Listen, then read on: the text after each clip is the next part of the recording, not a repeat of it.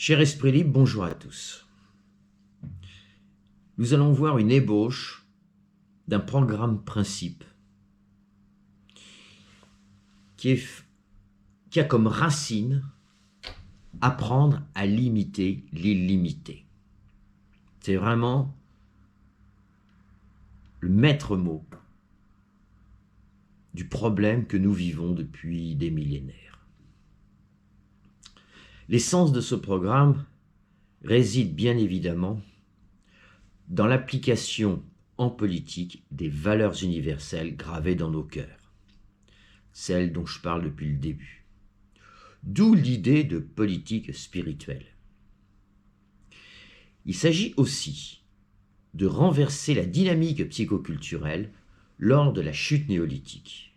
J'ai commencé par ce chapitre-là, la chute néolithique, c'est-à-dire sans cesse s'approprier au lieu de sans cesse s'aimer les uns les autres. Ce qui revient à apprendre à limiter l'illimité face aux richesses naturelles de la matière. Il est là le fondement de notre erreur. De plus, paradoxalement, limiter l'illimité permettra de sortir de l'austérité. Alors pourquoi je peux dire ça ? Dans le chapitre sur les milliardaires, nous avions vu que l'austérité découlait de deux mesures principales. Premièrement, diminution des services publics en les privatisant ou tout simplement les supprimant. Et deuxièmement, en augmentant les impôts. Ces deux mesures, appauvrissant les peuples, auraient pour objectif de désendetter les États et favoriser ainsi le libéralisme supposé au profit de tous. Nous savons que c'est faux. Je vous renvoie à la Grèce, à Chypre, et d'autres qui vont suivre, là, après à la sortie du Covid, si tant est qu'on puisse parler de sortie un jour, les pays du Sud, ils vont trinquer. L'Italie, le Portugal, l'Espagne, et nous, la France aussi. Pourquoi je pouvais dire ça ? Parce que cet argent, pris dans les poches du peuple, va aux grands actionnaires des multinationales et aux banques, lesquels achètent par derrière les ports, les aéroports, les diverses infrastructures du pays en question. Inutile d'insister sur l'état misérable de nos hôpitaux, nos écoles, la culture et nos divers services publics. Donc, en limitant l'illimité dans les trois secteurs principaux de la vie économique, c'est-à-dire la propriété, l'argent et le travail, ce que j'ai appelé les trois piliers altruistes, les richesses seront réparties équitablement selon la mise en œuvre de cette constante d'équité dont je vous ai parlé, issue du principe d'égalité que j'ai décrit dans son chapitre. Je l'ai aussi appelé, j'appelle aussi parfois la fonction d'équité. Je vous rappelle que ça consiste sans cesse à rechercher, à rééquilibrer les déséquilibres, donc économiques et sociaux. Et ceci à partir de cette grande loi biologique où tout notre corps sans cesse recherche à rééquilibrer les déséquilibres métaboliques sans jamais l'obtenir totalement, sinon ce serait l'inertie et ce serait la mort. Donc la vie est une recherche constante à rééquilibrer les déséquilibres. Le professeur Raoult, lui, il dit que la vie biologique est un éternel combat. Il dit, me semble-t-il, la même chose sous une autre forme, puisque c'est toujours une recherche à rééquilibrer les déséquilibres. Eh bien, c'est exactement la même chose si effectivement nous mettons en œuvre cette constante d'équité, alors nous sortirons de l'austérité. En effet, la propriété sera mieux distribuée, bien évidemment. La spéculation n'appauvrira plus la majorité, et les fruits du travail seront donc répartis le plus équitablement possible. Dès lors, les services publics seront cogérés par des coopératives et les entreprises privées seront dans l'obligation de répartir leurs bénéfices entre le capital travail et celui des actionnaires. Non seulement l'idéologie de l'austérité n'aura plus lieu d'être, mais de surcroît, les comptes des États seront enfin assainis. Le renversement psychoculturel du néolithique sera désormais, pour ainsi dire, remis à l'endroit, ce qui n'aurait jamais dû cesser d'être, et ainsi l'humanité pourra enfin prendre son envol au lieu de chuter. Ainsi, notre capacité à penser l'illimité sera réservée à l'amour et à notre sphère émotionnelle, tandis que la limitation volontaire des richesses matérielles permettra enfin une véritable politique écologique et climatique au profit de l'humanité tout entière. Je fais un bref rappel de ce qu'est un État démocratique. Tout le monde le sait, mais c'est juste un rappel, donc j'irai rapidement. Il y a 3 fonctions pour un État démocratique: régulateur, stratège et protecteur. Régulateur au sens qu'il doit imposer des lois commerciales justes et équitables permettant d'établir des relations commerciales au profit de l'intérêt général. Je vous rappelle que l'intérêt général, c'est la face du monde, la face matérialiste des valeurs universelles. C'est l'intérêt général et les valeurs universelles, c'est la même chose, c'est 2 faces de la même réalité. Ces lois et ces règlements sont bien connus des économistes hétérodoxes. Ainsi, les marchés financiers sortiront de leur illusion d'une main invisible, supposée tout réguler, ce qui est tout à fait faux, et de leur contexte chaotique, puisqu'enfin ils seront régulés rationnellement. Là, il faut de la pensée rationnelle, vous voyez, de manière durable et équitable. Les crises économiques disparaîtront dès lors que les gouvernants sauront rééquilibrer chaque année les inévitables déséquilibres économiques et financiers. Toujours cette fonction d'équité. En ce sens, l'État protégera le bon fonctionnement des budgets autonomes que j'ai évoqués dans le chapitre concernant la maîtrise de l'argent. Vous savez, j'ai fait 3 niveaux, le niveau de la commune, de la région et du pays, où les citoyens pourront en assemblée voter les budgets de ces 3 niveaux. C'est un exemple, une proposition, ça peut être d'autres niveaux sous une autre forme. Je dis simplement que pour gérer l'argent au niveau d'un pays, il faut mettre des niveaux à partir du niveau local. Il faut revenir au niveau local et remonter ces niveaux jusqu'au pays, jusqu'à l'Europe, jusqu'au monde entier. Stratège dans la mesure où l'État, en fonction des déséquilibres économiques inévitables, saura alors investir, non plus au profit des oligarchies, d'une oligarchie financière, mais au profit toujours de l'intérêt général, donc des valeurs universelles. Pour ce faire, il sera nécessaire que les États retrouvent leur souveraineté monétaire au lieu de les confier à des supposées banques centrales indépendantes. De plus, ces États seront éclairés pour nationaliser ce qui devrait l'être, à commencer par l'ensemble des services publics, qui sont bradés aux milliardaires, comme par exemple les aéroports, les autoroutes, les banques, les industries pharmaceutiques ou les médias. Autre exemple, la santé. La santé est un bien commun au sens de Gaël Giraud, et il est indécent de voir chaque pays verser en ce moment de l'argent des citoyens pour enrichir des PDG et des grands actionnaires de Big Pharma. Je vous renvoie au scandale de Pfizer, où son PDG Albert Boula a encaissé à titre personnel 5,6 millions, juste au moment où il annonce un vaccin qui, pour l'instant, est loin d'être au point, du moins on n'en sait rien. Donc, c'est quand même un vrai scandale, quoi. Et ça, c'est dénoncé par beaucoup de personnes. Il faut vraiment que ça change. Et ça ne pourra changer que si l'on passe par ce renversement radical de l'égoïsme à l'altruisme. Protecteur, donc, car dès lors que l'État sera régulateur et stratège économique, il aura les moyens de protéger l'ensemble des personnes en difficulté, sachant que leur nombre diminuera fortement, puisqu'enfin la thèse du ruissellement, la fameuse thèse du ruissellement, pourra effectivement fonctionner dans le cadre du partage des fruits du travail, le 3e pilier altruiste. Pour les mêmes raisons, le budget santé sera réduit, notamment en maîtrisant la recherche pharmaceutique et agroalimentaire, mais surtout si la médecine intègre enfin la dimension spirituelle de l'homme dans ses thérapies. Bon, à ce titre, les neuroscientifiques devront revoir leur copie. Pardon de ce petit tacle, mais écoutez, c'est en train d'ailleurs. C'est plus si fermé. Il y a 20 ans, la conscience, ça n'existait pas. Bon, point Point barre. Bon, c'est plus tout à fait comme ça. Il y a des avancées, y compris en physique quantique aussi. Donc, l'espoir est là. Donc au final, régulateurs, stratèges et protecteurs sont consubstantiels à un État réellement démocratique, les uns n'allant pas sans les autres. Alors abordons à présent ce programme principe en gardant toujours à l'esprit de limiter l'illimité, bien sûr, dans notre rapport à la matière.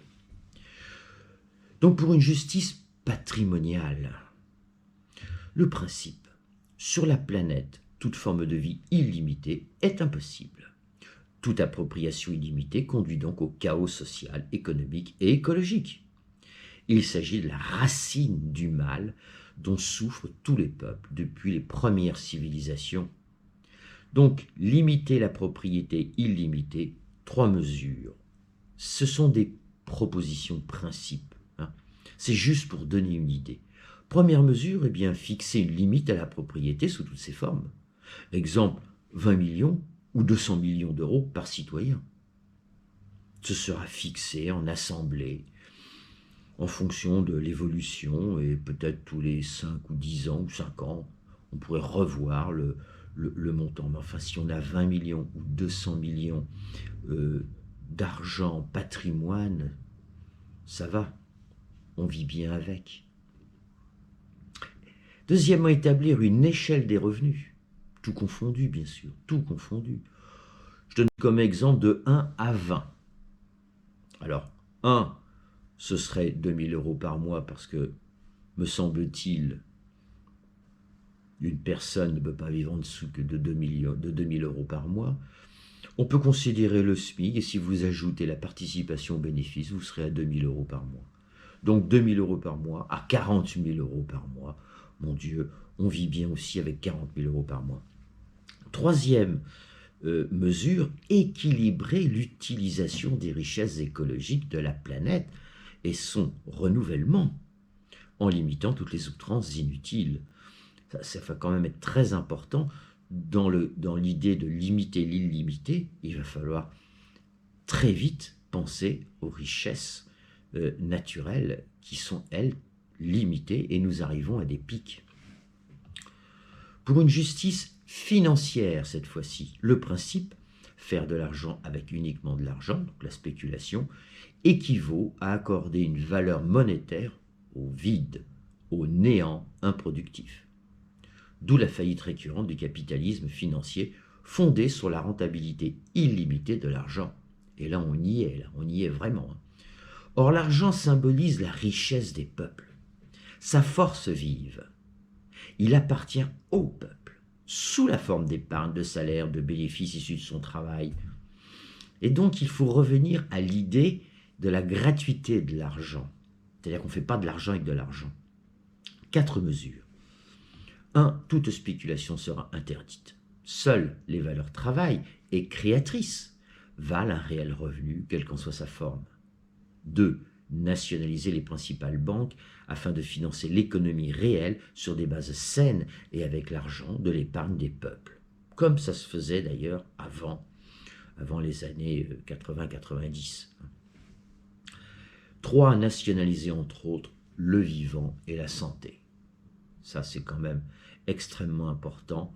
Le vivant, donc tous les brevets sur le vivant et sur la santé appartiennent au peuple. 4. La dette souveraine. Elle est en réalité en grande partie le fruit de divers montages financiers monstrueux.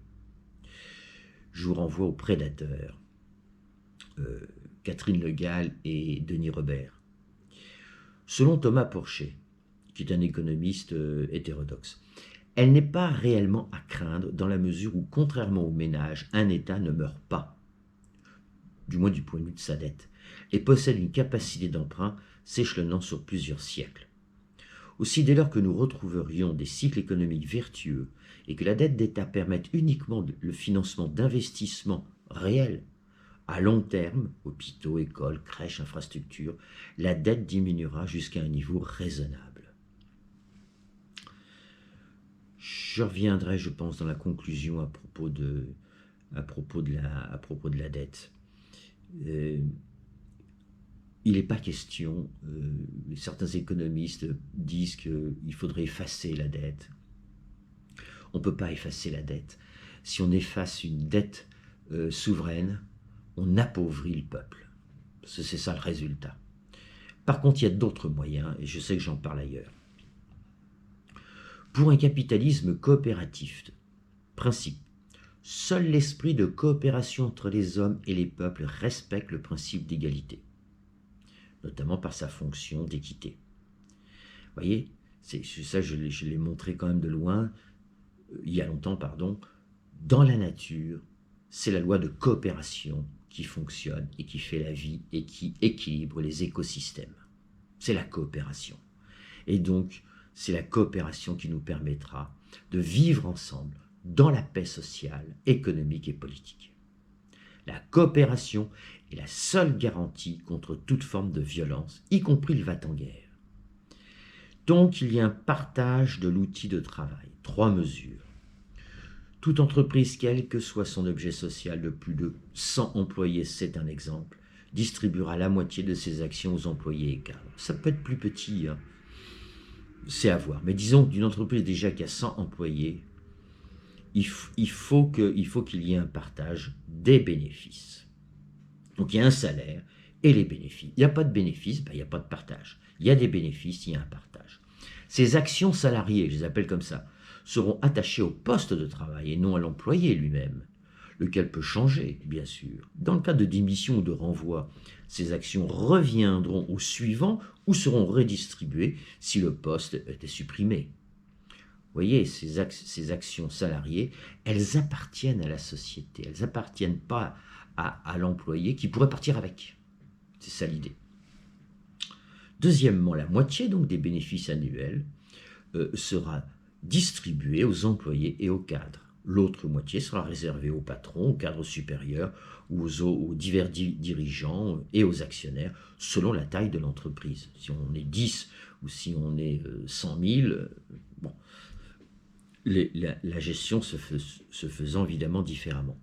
Ainsi, le pouvoir d'achat sera réparti équitablement selon la valeur du travail, des études, des services rendus à la société. Je parle de la société en question et de nous, la société, du service rendu à nous, la société, et bien sûr du capital financier, selon, donc, il y a une répartition équitable. Il faut arrêter que la valeur travail, ça vaut 0. Ça vaut peanuts, hein, et le capital financier, ça vaut tout. Voilà, pour que ça s'arrête, il faut rééquilibrer. Troisièmement, un ou plusieurs délégués des employés. Alors tout ça, vous le retrouvez chez Thomas Piketty, par exemple. Un ou plusieurs. Alors vous ne trouvez pas le partage des bénéfices, mais vous trouvez que un ou plusieurs délégués des employés représentant la moitié du capital participeront aux décisions d'orientation ou au conseil d'administration. Mais surtout qu'aucune décision mettant en cause la pérennité de l'entreprise ne pourra être votée sans l'accord des employés. Alors voilà. Ça, c'est quand même, c'est très important. C'est un peu, surtout en Allemagne, en Suède aussi, c'est un peu plus développé, mais il faut que ça soit vraiment beaucoup plus généralisé et fondamental, quoi. Pour une justice fiscale maintenant, principe, selon l'équité et la solidarité, tout citoyen doit participer à l'impôt en proportion progressive de ses revenus. J'insiste sur progressif. À revenu progressif, impôt progressif. 6 mesures. Les impôts personnels et des sociétés seront progressifs par rapport au niveau des revenus et des bénéfices, sans exception, y compris celle du CAC 40. Là, je vous renvoie encore à Thomas Piketty. Appliquer un taux de TVA de 5% pour tous les produits de première nécessité afin de favoriser les défavorisés, évidemment. 3. Appliquer un impôt foncier progressif sur la valeur réelle du patrimoine, déduction faite des crédits bancaires ou autres. L'impôt foncier est d'une injustice incroyable de ce point de vue-là. C'est encore Thomas Piketty qui le relève. Regrouper les diverses taxes dans un esprit d'équité. Faut essayer d'un peu de simplifier les choses parce que c'est vraiment très pénible. J'ai une petite entreprise et je peux vous dire, on en reçoit de partout, on ne sait même plus en quoi ça concerne. Puis en plus, ils changent de nom à chaque fois. C'est la même taxe, mais on change de nom, alors on ne sait plus. Supprimer les niches fiscales inutiles, et ça, il y en a un paquet. Je ne sais même pas si une niche fiscale, même le concept lui-même, soit si productif, si égalitaire. Sixièmement, lutter efficacement contre l'évasion et la fraude fiscale. Et ça, on sait très bien que ce n'est pas le cas. Pour une solidarité sociale, alors son principe, suivant le principe de fraternité, vivre ensemble au sein d'une société apaisée, les hommes sont solidaires dans leur malheur. Droit à vivre des chômeurs, handicapés, retraités, malades. Et donc, 3 mesures. Je me fais une petite correction en passant. 1. Une seule allocation. Il faut simplifier les choses. D'un montant décent pour vivre. Je suis à 2 000 € par mois. Est versée par l'État selon un processus administratif simple, clair et efficace. Tout le contraire d'aujourd'hui. C'est pas simple, c'est pas clair, c'est pas efficace. Tout retraité devrait recevoir une retraite minimum permettant de vivre décemment, 2 000 € par mois. Tout retraité aura toujours la possibilité de l'augmenter par un travail complémentaire au service des plus jeunes. Alors je ne sais plus qui, je crois que c'est Aurélien Barraud qui disait « Je ne vois pas pourquoi on ne verserait pas un forfait pour les retraités, un forfait identique pour tous les retraités. » Il disait, prenez comme exemple, je ne vois pas pourquoi moi qui suis universitaire, prof et tout, j'ai le droit à une plus grosse retraite qu'une femme de ménage. Et je suis tout à fait d'accord avec lui, avec ce principe. Et je pense qu'il a parfaitement raison, à condition que la retraite soit décente, d'une part, et qu'effectivement, ceux qui en ont la santé et la possibilité, qui apportent toujours un service, puissent compléter, bien sûr, leur retraite, et ce qui permet d'avoir voyez-vous, une équité, c'est-à-dire que l'équité, c'est pas niveler tout par le bas, hein, bien sûr. Qu'il y ait des différences selon les services que l'on rend à la société, c'est tout à fait normal, ça, il n'y a pas de souci avec ça. Enfin, la troisième, c'est ça, pardon, c'est la dotation universelle de Thomas Piketty. Ça, j'ai trouvé ça une très très bonne idée, j'avais jamais pensé. C'est l'idée qu'il part du principe qu'il y a en France, en tout cas, un patrimoine moyen de 200 000 €. Et il dit offrons à chaque jeune de 25 ans, et il explique comment financer, offrons à chaque jeune de 25 ans 120 000 €, 60% du patrimoine moyen, pour qu'il puisse démarrer dans la vie. Soit il s'achète un logement, soit il monte une entreprise, mais il a un héritage de la société. Cette idée-là, qu'il appelle la dotation universelle, elle est fondamentale. Je ne sais pas le montant, lui non plus, d'ailleurs, il fait cette proposition, c'est à définir, et puis mettre en face le budget, bien sûr, hein. Bon, qui est les impôts sur la succession, hein, progressif. Bon, cette idée-là, au moins, c'est une véritable idée de démocratie. Celui qui naît dans une famille qui n'a rien et qui ne recevra rien, c'est quand même une inégalité difficilement acceptable. En tout cas, c'est pas tolérable dans une réelle démocratie spirituelle, hein. Et donc, cette idée de donation universelle, elle est très très bonne. Bon, Thomas Piketty, moi, je l'aime beaucoup. On sent qu'il y a vraiment un humanisme derrière. En tout cas, il respecte les valeurs universelles. Et cette idée est excellente. Pardon de me répéter, mais imaginez un pays où l'État proposerait, à l'âge de 25 ans, c'est pas mal, 25 ans, c'est une belle maturité, hein, on a eu le temps d'étudier, de réfléchir, de qu'est-ce qu'on veut faire. 25 ans, l'État vous verse 120 000 €. C'est à la fois pas grand-chose et c'est beaucoup. Et le geste, lui, il est fondamental. Pour une démocratie sociale, économique et politique, principe, seul le peuple est souverain. Ses représentants sont à son service. S'il doit y en avoir, ils sont à son service.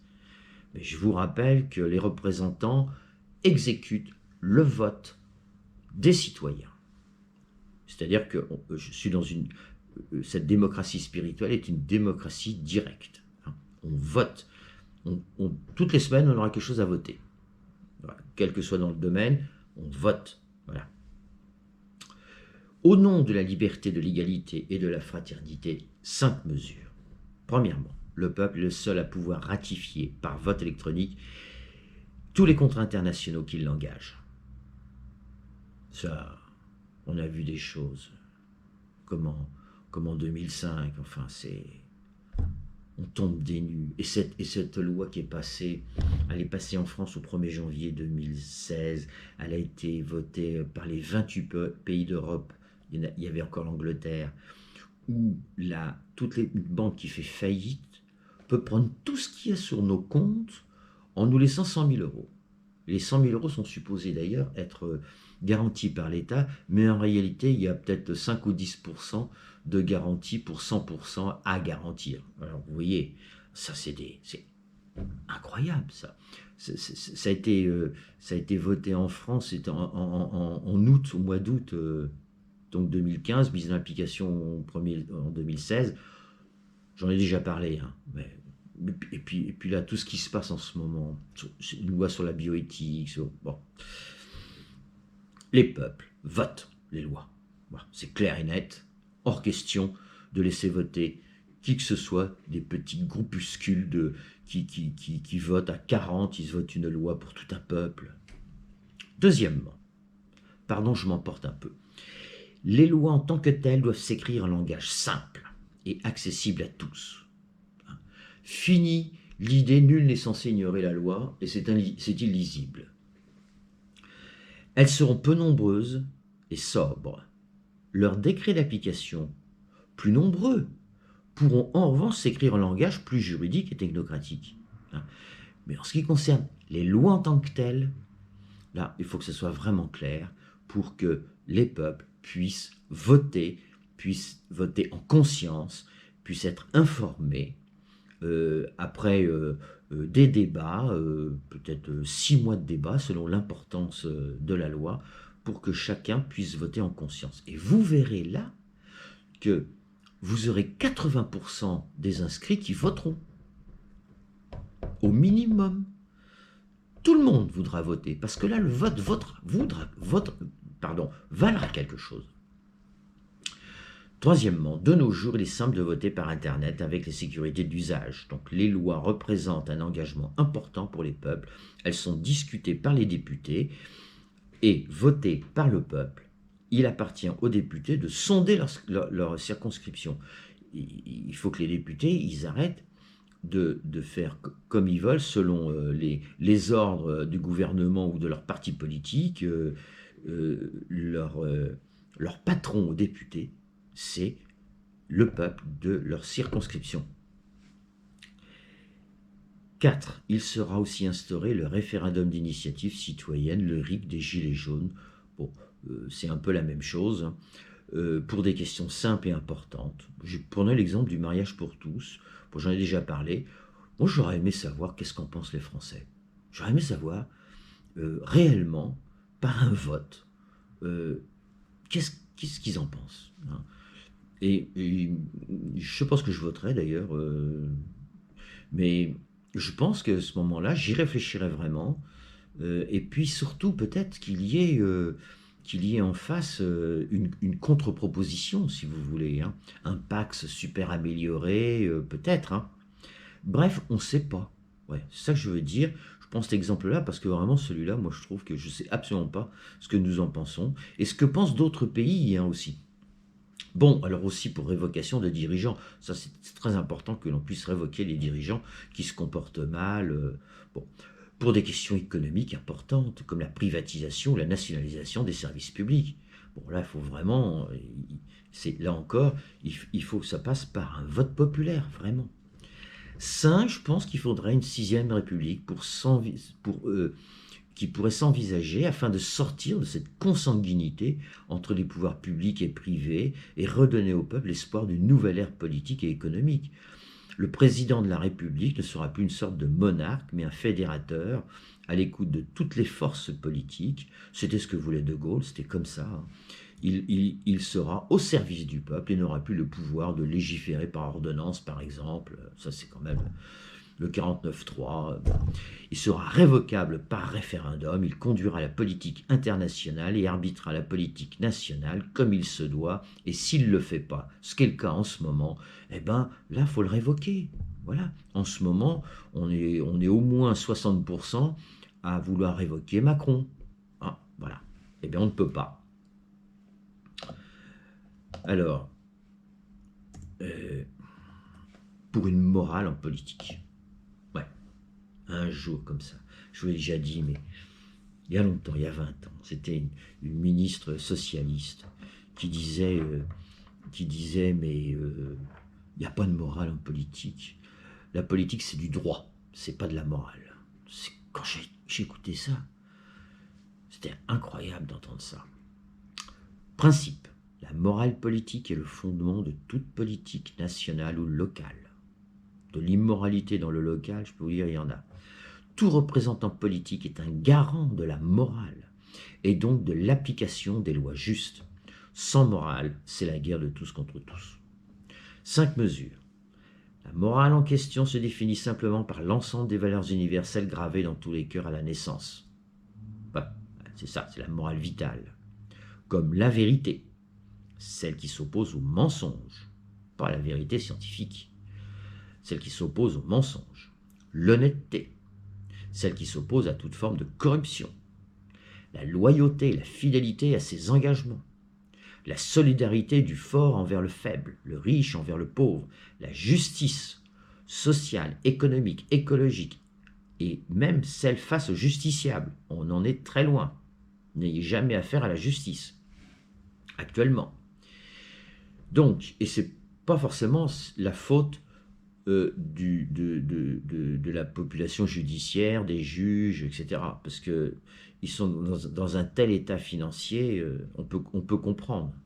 Enfin, les délais en justice, c'est incommensurable. Si un jugement mettait 3 mois, au lieu de 2 ans, vous auriez une véritable justice. Parce que celui qui a tort, il n'irait pas se frotter parce qu'il sait que dans 3 mois, il a tort. Aujourd'hui, celui qui a tort, il a raison d'aller en justice parce qu'il sait que ça va tellement durer que de toute façon, le problème, il sera fini. Il sera éteint. Deuxièmement, donc, premièrement, la morale, vérité, honnêteté, loyauté, fidélité à ses engagements, solidarité, justice. Rappelons deuxièmement que la laïcité n'est pas une valeur universelle, mais un mode de gouvernement très utile pour maintenir la paix sociale, dès lors qu'elle est bien comprise comme une liberté de croire ou de ne pas croire. La laïcité n'est pas un prétexte à l'athéisme d'État, c'est ça surtout ce que je dénonce. De même, les neuroscientifiques qui le souhaiteraient pourront intégrer l'étude de la dimension spirituelle de l'homme sans préjugés, ce qui n'est pas le cas aujourd'hui. Enfin, je disais tout à l'heure, peut-être ça vient. Ce que ne permet pas le côté intégriste de la laïcité actuelle en France. Troisièmement, afin d'insuffler à nouveau la morale politique dans l'appareil d'État, il conviendra d'interdire le pantouflage et surtout le rétro-pantouflage sous toutes ses formes entre public et privé. Il importe de cloisonner moralement, philosophiquement et politiquement la finance publique et la finance privée. Il importe également d'instaurer à nouveau l'idéal de la haute fonction publique en tant que voie de service envers le peuple et non plus de le confondre avec se servir soi-même. Ça, je pense que c'est bien clair. Quatrièmement, il convient enfin de rappeler que toutes les formes de racisme, xénophobie, sexisme, homophobie, christianophobie, antisémitisme, islamophobie sont immorales et totalement contraires à la vie qui nous anime. Ça, c'est vraiment très important de bien comprendre que nous sommes tous, professeur Raoult, il dit des mosaïques. Nous sommes tous des mosaïques. Et donc, de vouloir faire des différences et en faire nos ennemis, ça n'a vraiment aucun sens au regard de la vie. On a tous des origines de partout. Et de toutes les couleurs, de toutes les ethnies. on, on a même du néandertalien en nous, du cro-magnon en nous. Donc, toutes ces, toutes ces mauvaises raisons, à commencer par le racisme, ça n'a vraiment aucun sens. Cinquièmement, de même, il est immoral de faire autant souffrir nos animaux à l'abattage pour des raisons économiques. Alors, je renvoie à la pensée antispéciste, mais sans excès aussi. Hein, il faut du temps pour que... C'est vrai qu'il faudrait arrêter de manger de la viande. Alors, moi, je suis un sanguin, j'aime la viande, donc c'est pas moi qui vais jeter la pierre, mais je suis d'accord que philosophiquement, il faudra arriver à un moment donné où on arrête de manger de la viande. Le problème, c'est que nos corps appellent à manger de la viande parce que nous l'avons habitué tout jeune. Et donc aujourd'hui, on a beaucoup de mal. Mais de génération en génération, on peut effectivement y arriver en tous les cas. Même en attendant, c'est pas possible qu'on traite les animaux comme on les traite aujourd'hui. Voilà. Ouais, c'est la même chose que le racisme. Ouais, c'est du même ordre immoral. Pour une écologie coopérative, principe, il n'y aura d'écologie que dans la coopération entre l'homme et la nature. Les racines du mal écologique, de la santé publique, du mal social comme du mal politique possèdent toute une racine commune, l'appropriation insatiable de l'égoïsme. Voilà, ça faut vraiment marteler ça. Il faut bien comprendre que c'est pas la peine d'aller chercher ailleurs. La racine du mal est là. Et elle est là pour tous les domaines. En limitant les seuils de la propriété et les pouvoirs de manière raisonnable, le gaspillage et l'exploitation outrée des richesses naturelles disparaîtront peu à peu pour arriver à un équilibre entre les dépenses des ressources et leur renouvellement. De plus, les recherches sur les nouvelles technologies ne seront plus entravées par les multinationales et trouveront les fonds nécessaires afin d'aboutir positivement dans l'intérêt général. Il est possible de rouler propre, de manger sain, de respirer pur, de vivre apaisé. C'est juste une question de volonté commune. Enfin, pour une culture universelle, principe, il n'y a pas de civilisation sans culture. À titre d'exemple, comprendre une civilisation éteinte passe par l'étude de sa culture. Donc c'est très important. 3 mesures. Premièrement, apprendre à penser l'humanisme passe par l'étude de toutes les cultures. Vous voyez, là aussi, on fait une sorte de racisme culturel. Non, il faut vraiment aller chercher les cultures les plus lointaines, tant géographiquement que de manière chronologique. Il faut aller dans le passé, chercher les cultures, et c'est ce qui va nous permettre d'ouvrir notre esprit, si vous voulez, et de ne pas rester enfermé dans des préjugés. C'est vraiment l'étude des cultures. Et ça, c'est la première des choses qu'effectivement un État doit financer l'ensemble, c'est la deuxième mesure, doit financer l'ensemble des activités culturelles.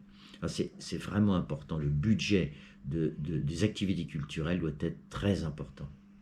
Troisièmement, après les besoins de première nécessité satisfaits, bien sûr il les faut, l'éducation culturelle est la première priorité pour un peuple.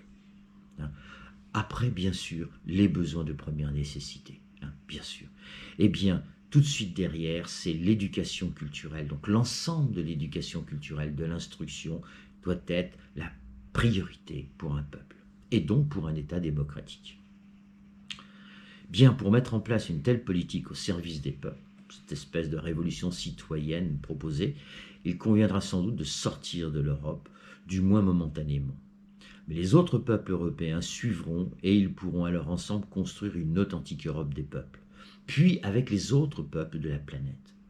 Il me semble que chaque peuple peut garder ses spécificités historiques, sociales, culturelles, et en même temps respecter celles des autres. Vous voyez le côté fraternité là, tout en établissant des échanges commerciaux équitables.